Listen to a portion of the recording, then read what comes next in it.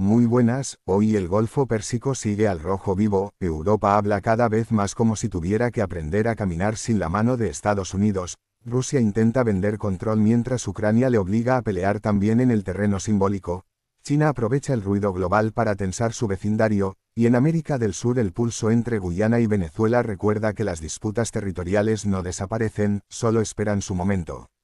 Ahora mismo, el punto más delicado del planeta está en el estrecho de Hormuz. La tregua entre Estados Unidos e Irán sigue en pie sobre el papel, pero sobre el agua y en el aire esa tregua parece cada vez más frágil. Washington ha puesto en marcha una operación para escoltar barcos mercantes y tratar de reabrir el paso, mientras Irán responde con presión militar, amenazas, versiones contradictorias y una demostración muy clara de que todavía puede complicar la navegación en uno de los corredores marítimos más sensibles del mundo. El mensaje iraní es bastante directo: si no se atienden sus condiciones, puede convertir el estrecho en una zona de desgaste permanente. El mensaje estadounidense también lo es: no va a aceptar que Teherán marque las reglas de paso. Y aquí está la clave geopolítica: esto no va solo de barcos, ni siquiera va solo de energía. Va de soberanía operativa, de prestigio militar, de capacidad de coerción y de credibilidad estratégica.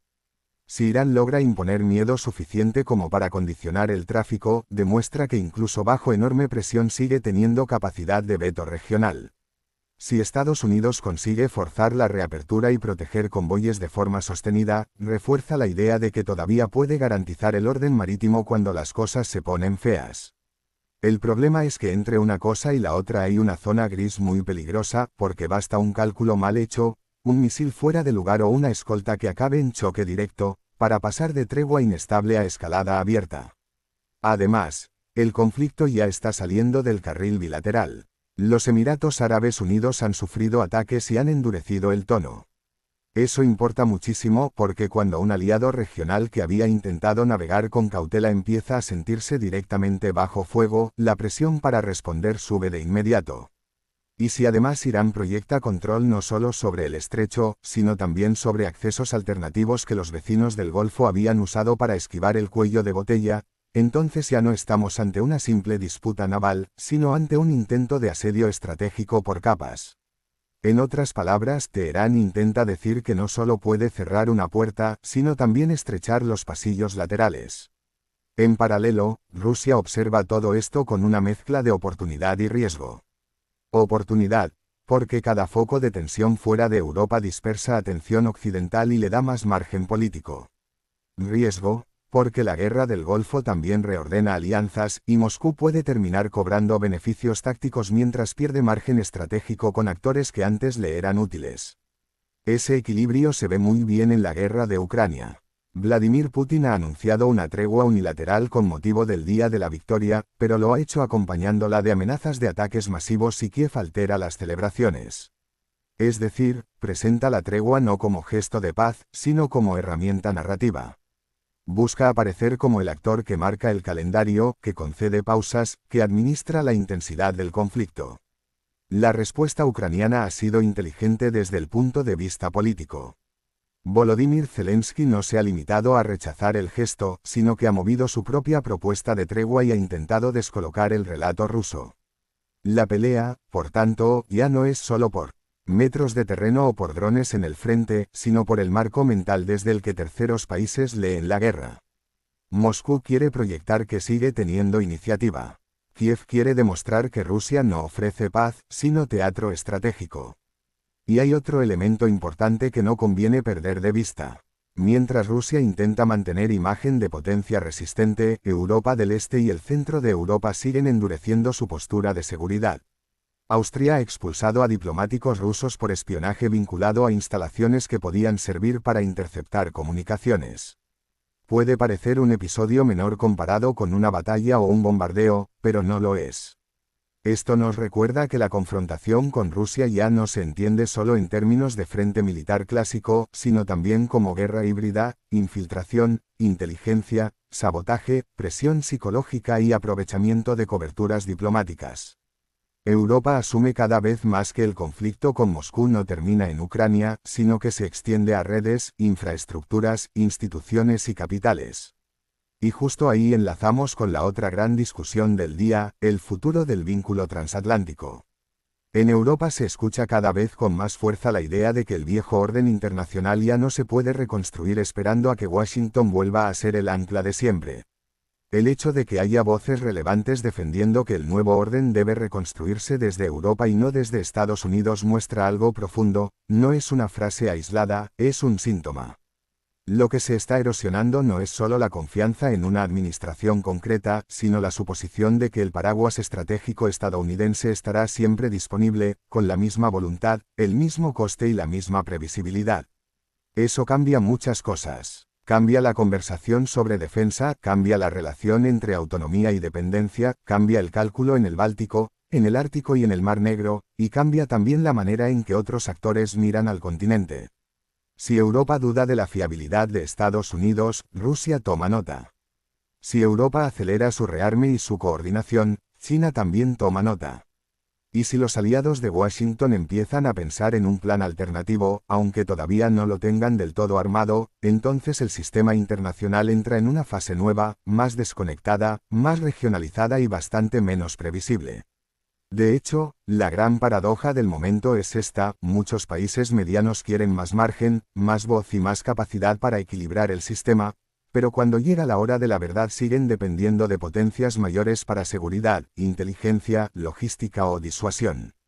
Por eso el mundo no se está volviendo necesariamente más equilibrado, sino más fragmentado. Hay más actores hablando, sí, pero no necesariamente más actores capaces de imponer estabilidad. Y en esa brecha entre discurso y capacidad es donde se están colando las crisis. Si miramos hacia Asia, el movimiento es igual de claro. China está aprovechando el caos en Oriente Medio para presentarse ante parte del mundo como actor de estabilidad, pero al mismo tiempo aprieta en su vecindario. Ha endurecido su postura frente a Filipinas en el mar de China Meridional, donde continúan los choques por arrecifes y bancos de arena disputados.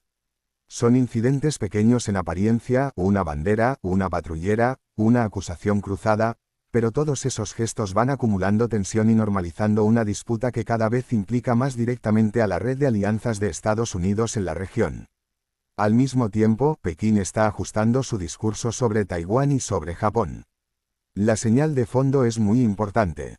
China quiere convencer a unos de que la mejor salida es la acomodación, y advertir a otros de que cualquier alineamiento firme con Washington tendrá costes. Es una mezcla de seducción y presión. Intenta venderse como alternativa diplomática global mientras sube el tono militar y político en Asia Oriental. Y eso obliga a países como Japón, Filipinas, Corea del Sur, India o Vietnam a revisar su posición con bastante cuidado. En este contexto, la actividad diplomática de Vietnam también merece atención. Hanoi sigue moviéndose con la lógica que mejor domina, abrir relaciones en varias direcciones sin quedar atrapado por ninguna del todo. Refuerza vínculos con socios distintos, calibra su relación con China, cuida puentes con India, con Japón, con Europa y con Estados Unidos, y trata de no sacrificar autonomía por alineamiento. Esa conducta no solo es vietnamita, es casi un manual de supervivencia para muchos actores medianos en esta etapa del sistema internacional. No quieren elegir campo de forma irreversible, quieren maximizar espacio de maniobra. En el este de Europa aparece otro dato revelador: Moldavia ha entrado de lleno en una dinámica clásica de la guerra entre servicios de inteligencia, con un intercambio de espías que la coloca de forma mucho más visible en la competición entre Rusia y el bloque occidental. Esto es importante porque muestra cómo países que durante años parecían periferia geopolítica pasan a convertirse en piezas de valor operativo. Ya no hablamos solo de Ucrania como frente directo, sino de una franja más amplia donde se juega influencia, seguridad interna, acceso político y capacidad de penetración rusa o europea. Y si bajamos hacia América del Sur, la disputa entre Guyana y Venezuela por el Esequibo vuelve a recordarnos que los contenciosos territoriales pueden entrar en fase crítica cuando coinciden tres factores: recursos, nacionalismo y oportunidad política. Guyana ha defendido ante la Corte Internacional de Justicia que una parte enorme de su territorio está en juego. Venezuela insiste en su reclamación histórica y trata de mantener vivo el pulso. Lo relevante aquí no es solo el mapa, sino el precedente. Si un litigio de este tipo se recalienta en un momento en que el orden global ya está tensionado, el incentivo para internacionalizarlo aumenta. Y cuanto más se internacionaliza un conflicto territorial, más deja de ser solo bilateral. Así que, si juntamos todas las piezas, la foto del día es bastante clara. En Oriente Medio se disputa quién manda en un paso marítimo vital y hasta dónde puede llegar una tregua sin confianza. En Europa se discute si el continente está preparado para un mundo donde Estados Unidos ya no sea garantía automática. En Ucrania, Rusia y el gobierno de Kiev compiten por el relato tanto como por la capacidad militar. En Asia, China intenta transformar el desorden ajeno en ventaja propia, mientras sus vecinos endurecen su vigilancia. En el este europeo, la guerra de inteligencia se normaliza. Y en América del Sur, las fronteras vuelven a ser tema caliente. La palabra que mejor define este momento no es caos, aunque lo parezca. La palabra es reajuste. Reajuste de alianzas, de líneas rojas, de dependencias y de prioridades. El problema es que los reajustes rara vez son limpios. Suelen venir acompañados de errores de cálculo, mensajes cruzados y actores que prueban hasta dónde pueden empujar sin provocar una respuesta mayor.